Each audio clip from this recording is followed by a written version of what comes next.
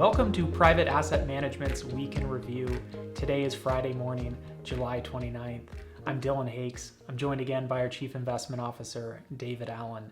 David, a very eventful week for markets, an eventful week for economic news. Yeah, in last week's video, we talked about potentially this week being the most consequential week for markets and economics this year. And I think that's really what's played out after the Fed meeting midweek and then moving on to the GDP report yesterday. Speaking of the Fed meeting, we've come off a couple of strong weeks for markets. This week is continuing that trend. It really seemed to be kicked off based on right around on Wednesday when the Fed Reserve meeting concluded and we heard from Jerome Powell. What did we learn from the meeting that's driving markets higher? So the meeting itself, I don't think was actually all that surprising. We did get a 75 basis point increase in the Fed funds rate. That was our expectation and the general expectation implied by market interest rates. What came out in the press conference that followed, though, was perhaps a more dovish sentiment that the market has interpreted from his comments as it relates to the future path of interest rates. That perhaps we're not going to get as fast an interest rate increase and increasing quite as far as what maybe market participants believed before the meeting. So what did Jerome Powell say that is driving this dovish response in markets?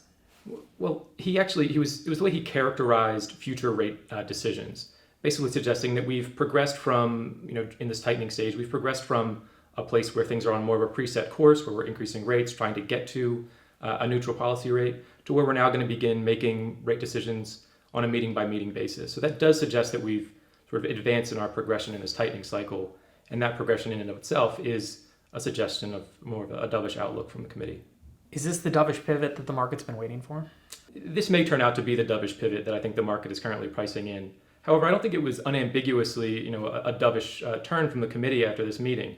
There was some discussion of the last summary of economic projections, which laid out what the committee thought their path for interest rates at the end of this year and next year would be.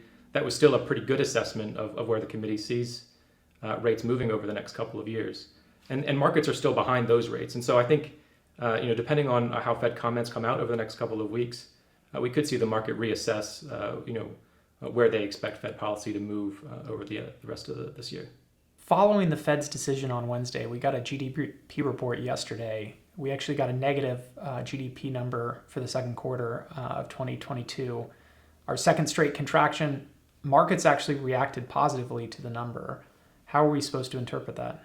I think with how the market took the GDP report was that the second straight quarterly decline in economic output suggests that the Fed is only more likely to slow its pace of rate increases, which is going to be a positive for equity markets.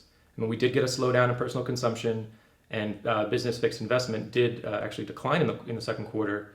And so those are both signs of sort of the core part of the economy slowing into the second half of this year. The big question on everybody's mind, a lot of people have talked about it, we now have 2 quarters in a row of declining GDP. Are we currently in a recession? I don't think we're in a recession here in the U.S., at least not yet. Though while we were in school, we may have learned that a recession was defined as a 2 consecutive quarters of negative GDP growth. In fact, here in the U.S., an official recession is dated by the National Bureau of Economic Research. It's a panel of economists that'll look at a full boat of data and determine whether or not we are in fact in a recession. And so that'll be the official determination. I think that may muddy the issue. It's not really about does the NBER say we're in a recession or not. It's is growth slowing, and it certainly is. Growth does seem to be moderating heading into the second half of the year. Out this morning we also saw personal income and spending data, which showed almost flat real consumer spending growth in June. And as wages have failed to keep up with inflation, we've also seen consumers continue to eat into their personal savings.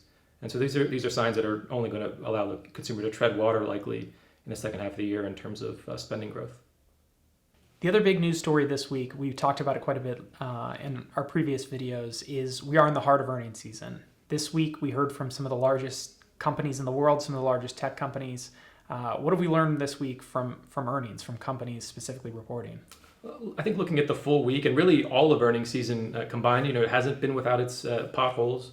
But I think in general, the results that we've gotten this week from, again, some of the largest, most dominant companies in the S&P 500 suggest that not only were results pretty good in the second quarter, but the outlooks of management remain pretty optimistic for the rest of the year. I've hinted at it that this week has been a strong week for markets. How are markets reacting specifically to the companies that report earnings? How has market reaction been so far? Pretty good. That was one of our fears about this earnings season, is that we would see some negative results, some weaker outlooks, and those would combine to generate more stock losses as earnings expectations were revised down for the rest of the year. But in fact, we've actually seen markets, really not punish even companies that are missing earnings estimates in the second quarter as much as they have historically. Some interesting research from Bloomberg Intelligence, which showed that through July 25th, of the 25 of the 108 S&P 500 companies that have reported did in fact miss their earnings estimate. But in the 2 days following their earnings report, shares traded down just 1.6% versus a 2.5% average over the last 50 quarters or so. And so it does seem that market participants aren't actually punishing companies that even miss earnings estimates as much as we would expect in most circumstances. I think what you're saying, I think what you're implying is that the market is pricing in any of the bad news that we're hearing. Is that a pretty good summary of what you're saying? Yes, and I think that's even more true on a company by company basis. Companies that have had really difficult years thus far are actually being punished even less than the general company on average when they miss earnings. So it does seem like on a company by company basis, you can certainly make the judgment that some shares that have already been beaten up this year, a lot of the bad news has already been priced in, and markets have sort of already reflected that. The last piece of news we heard this week was actually out of the political side of things. We heard about two bills that are working their way through Congress. One on the semiconductor side of things, some funding for domestic semiconductor manufacturers, as well as a inflation fighting bill, the fight inflation bill that Biden is touting. What are those all about? How is market reacting to that? Well, I'll start by saying that both of these bills, I think, we welcome, at least from a financial markets and economics point of view. If anyone who's read our last couple of economic outlooks that we put out each quarter, on the fiscal side, we've basically been pleased that there hasn't been much change in terms of the fiscal outlook. But again, both these bills, I think, are going to be positives for both the markets and economy. On the semiconductor bill side, it does look like the $280 billion in spending that's going to go towards promoting semiconductor manufacturing here in the U.S. I think that's going to be a positive, certainly for the domestic semiconductor industry, but also in terms of securing those critical inputs for our technology sector. There's going to be long-term positives and worth the spending that's included in that bill. The Inflation Reduction Act of 2022 is, I think, this spending legislation that's moving through Congress now is being called. Again, I think there was some concern that we were going to get a much larger spending package, one that would increase the deficit. But this spending package also increases revenue and is expected to reduce the deficit by $300 billion over the next decade. So, though there is some additional spending included in here in terms of environmental spending, as well as some changes in the permitting process for energy companies. In general, that it's not increasing deficits, it's not adding to inflationary pressures in the economy, at least in the near term. I think that's a positive for this legislation. All right, David, what do we have on the agenda for next week?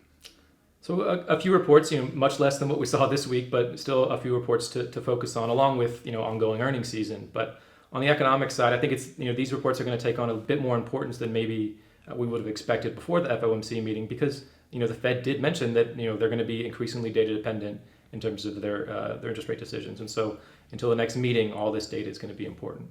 Okay, so what do we have coming up? First, it's ISM manufacturing and ISM services. Both of those indications of business activity in those sectors of the economy. Those are going to be always important, but they're going to be particularly important next week. And then to finish the week, the often referred to employment situation report. This is the dominant jobs report, our best look at the labor market.